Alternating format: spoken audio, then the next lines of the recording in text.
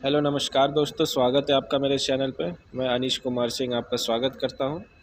आज आज दोस्तों मैं आपको रेलवे के एक नए इक्विपमेंट के बारे में बताऊंगा, जिसे हम लोग यहाँ पे ड्यूटी में यूज़ करते हैं। ये रहा, इसको बोलते हैं एक टेम्परेचर गन।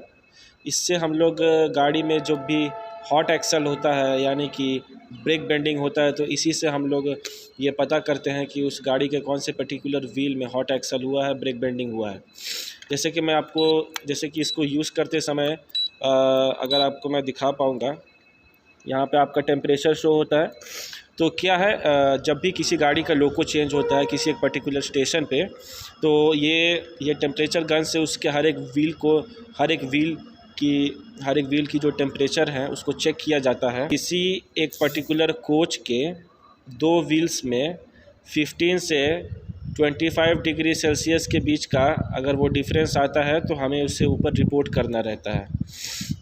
रनिंग गाड़ी का अक्सर जो टेम्परेचर रहता है 40 डिग्री सेल्सियस या 37 या 38 ऐसे रहता है, 44 45 तक जाता है।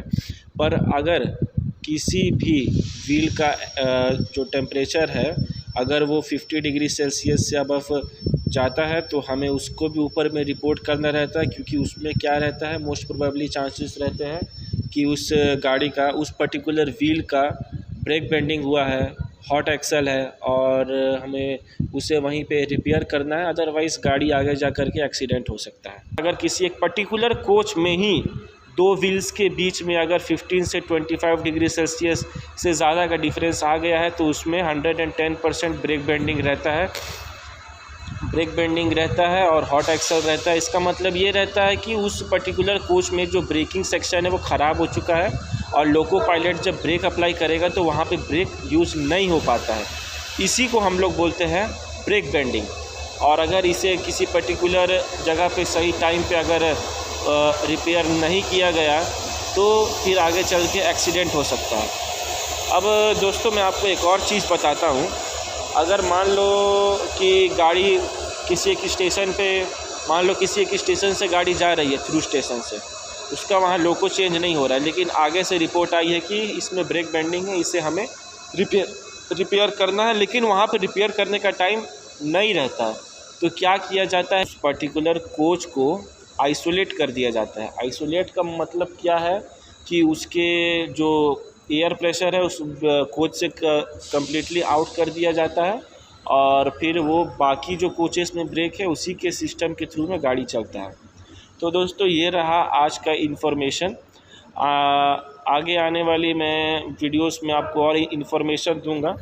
एक बहुत इम्पॉर्टेंट न्यूज़ है आप सभी के लिए दोस्तों, हमारा यहाँ पे रेलवे में जीडीसी का डिपार्टमेंटल एग्ज़ाम चल रहा है।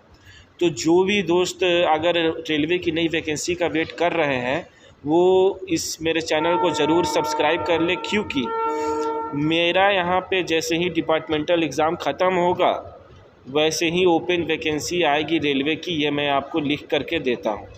और इसी मंथ में जीडीसी का एग्ज़ाम होने वाला है, लोको पायलट का, जेई का। उसके बाद हमें कब देखने को मिलेगी ओपन वैकेंसी, कितनी मिलेगी, क्या उसका प्रोसेस रहेगा, कौन सी पोस्ट बढ़िया है, उसकी जानकारी के लिए आप मेरे चैनल को ज़रूर सब्सक्राइब कर लें, ताकि मैं आपको रेलवे से जुड़ी हर जानकारी जल्द से जल्द और तुरंत दे सकूं। धन्यवाद।